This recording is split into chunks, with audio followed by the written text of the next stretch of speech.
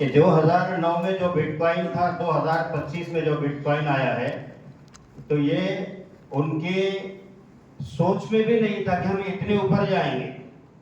तो आज हम जिस कंपनी के साथ हैं उसके बारे में 2-3 बातें जहन में रखें कि ये हमारी ऑथेंटिक है, लीगल है, ये कहीं जाएगी नहीं, भागेगी नहीं। ये सबसे ज़्यादा जहन में रखें, क्योंकि इसमें जितने भी लोग यहाँ काम कर रहे हैं, तो आप इसमें कोई एक बंदा ऐसा नहीं बता सकते जो ये कहेगा कि मेरा नुकसान हुआ है। कोई बता नहीं सकता कि मेरा यहाँ आने के बाद नुकसान हुआ है। बता सकता कोई? कोई बता सकता? जरा हाथ उठाओ, कोई बताएगा कि मेरा नुकसान हुआ है आने के बाद, या मेरा लॉस हुआ है आने के बाद? यहाँ पर हर एक व्यक्ति, हर बंदा यही कहेगा कि मैंने यहाँ से कमाया हूँ। ये तो सब बोलेंगे। जैसे मैं कहता हूँ कि मैंने $30 से शुरू किया था, $30 से, और वो $30 की मेरी आईडी भी जो है, तो मेरे जो अपलाइन है हाफिज अबरार साहब, तो उन्होंने कहा था कि भाई इसकी जो मुझे आ रही है $15, वो भी मत दो मुफ्ती साहब, वो भी छोड़ दे रहा हूँ आपको, लेकिन तुम ज्वाइन हो जाओ, सिर्फ $15 के मुझे पैसे दे दो। कितने डॉलर के? तो कितने दिया था मैंने उनको? 1350 रुपये। कितने दिया था? उतने ही दिया था। बोले वो भी मैं, जो मुझे डॉलर आ रहे वो भी आप रख लो। ये हमारी शुरुआत है। लेकिन उसके बाद मैंने ताहिर हुसैन सर से एक रिक्वेस्ट की थी, गणेश राजपूत के जरिए से और उस्मान सर के जरिए से, कि भाई हम लोग इसमें काम करेंगे, लेकिन थोड़ा सा इसकी गहराई में और डीप में मुझे जाना है शरई एतबार से। तो हमारा फ़ोन गया ताहिर सर के पास, तो ताहिर हुसैन सर ने हम लोग को टाइम दिया कि मैं फुला पूना का कमिश्नर है, उसकी ज्वाइनिंग है, उस वक्त समय पर मैं पूना आ रहा हूँ, आप लोग अहमदनगर आ जाओ। तो मैं, हमारे राजपूत सर, उस्मान सर, चंद लोग अहमदनगर गए। वहाँ जाने के बाद हमने 3 घंटे पर इसी पर डिस्कस किए थे।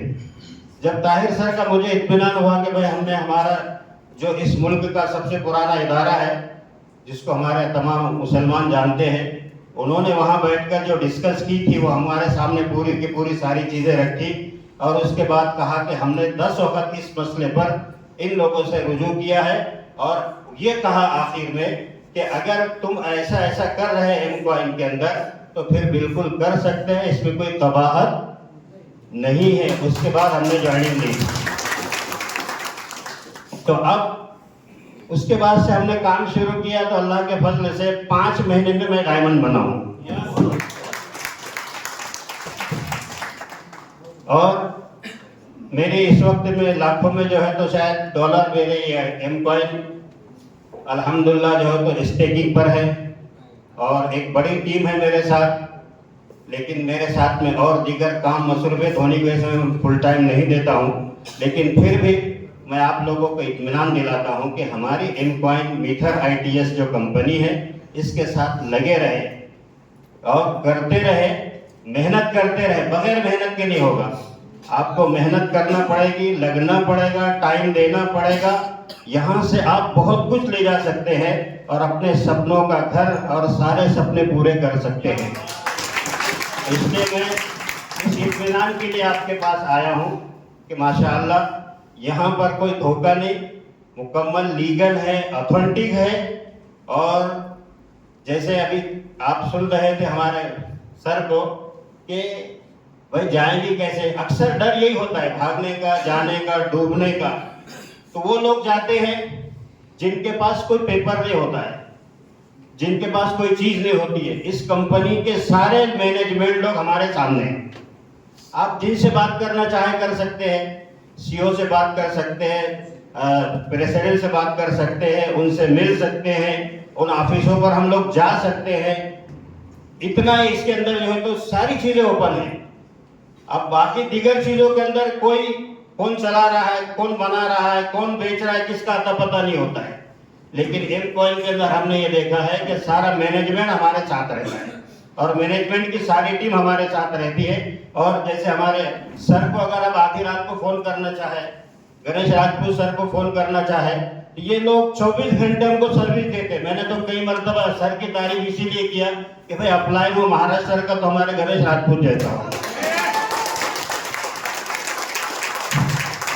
क्योंकि मैंने सर को किसी भी वक्त फोन किया, किसी भी मसले में मैं बिजी रहा, मैंने सर से कहा कि सर ऐसा मसला है, का नंबर दे दीजिए, मैं सॉल्व कर लूंगा। तो हमें गर्व है हमारे राजपूत सर पर भी, हमारे महाराज सर की आन बान शान भी है। और माशाल्लाह हम जिस कंपनी में जैसे एमकॉइन में काम कर रहे हैं, इसमें मेहनत कीजिए, बहुत पैसा बना सकते हैं और अपनी बहुत तरक्की कर सकते हैं।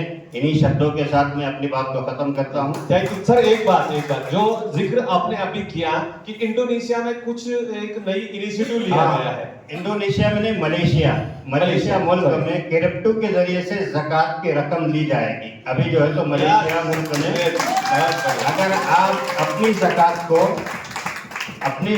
को अपने पैसों में, जैसे मलेशिया वाले जो है तो मलेशिया में ना दे, क्रिप्टो में दे तो उनकी ज़कात उसमें ली जाएगी।